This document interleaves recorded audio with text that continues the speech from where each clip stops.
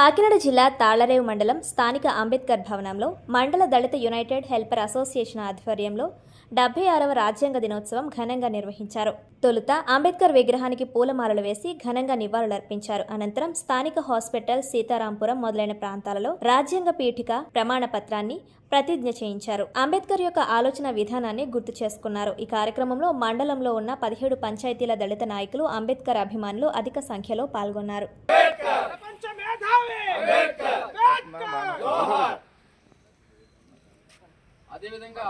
శ్రీనివాస్ గారు మీరు కొంచెం ఎదరకుండండి. శ్రీని గారు మీరు ఎదరకుండండి.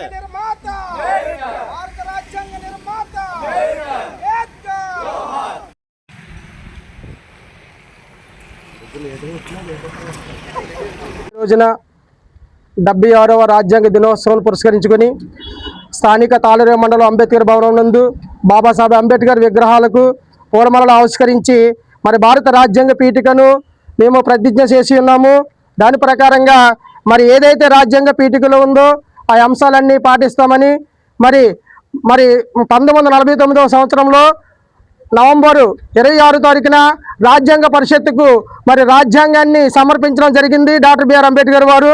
దానిని రాజ్యాంగ పరిషత్తులో ఉన్నటువంటి 389 మంది సభ్యులు దాన్ని అంగీకరించి ఆమోదించి ఈ రోజున మరి ఈ కార్యక్రమానికి వచ్చినటువంటి ప్రతి ఒక్కరికి కూడా నా యొక్క హృదయపూర్వక జైభీములు తెలియజేసుకుంటున్నాను.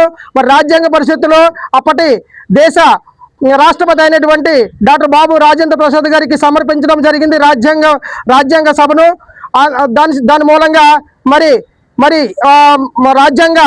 భారత రాజ్యాంగాన్ని 1950 జనవరి 26వ తారీఖు నుంచి అమల్లోకి తేవడం అనేది జరిగింది. మరి ఆ రోజున గణతంత్ర దినోత్సవంగా జనవరి 26న ప్రతి సంవత్సరము జరుపుకోవడం జరుగుతుంది. మరి ఈ రోజున రాజ్యాంగం ఆమోదింపబడిన దినంగా మరి నవంబర్ 26న మరి యొక్క కార్యక్రమం జరుపుకోవడం జరిగింది. ఈ యొక్క కార్యక్రమం ఇచ్చేసినటువంటి ప్రతి ఒక్కరికి కూడా నా హృదయపూర్వక జైభీములు తెలియజేసుకుంటున్నాను.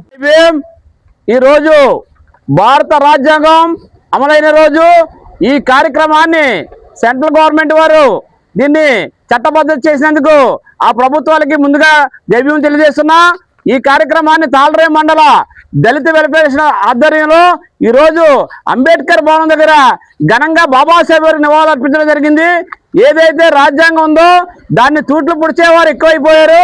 రాజ్యాంగాన్ని రక్షించుకోవాల్సిన బాధ్యత ప్రతి దళిత పౌరునిపై ఉంది. కాబట్టి ఈ రాజ్యాంగాన్ని రక్షించుకుంటూ రాజ్యాంగంలో ఉన్న మౌలిక సౌకర్యాలన్నీ కూడా మనం అనిపించేలాగా ఐకమత్యంగా ఉండాలని దళిత వెల్ఫేర్ కోరుతున్నాం.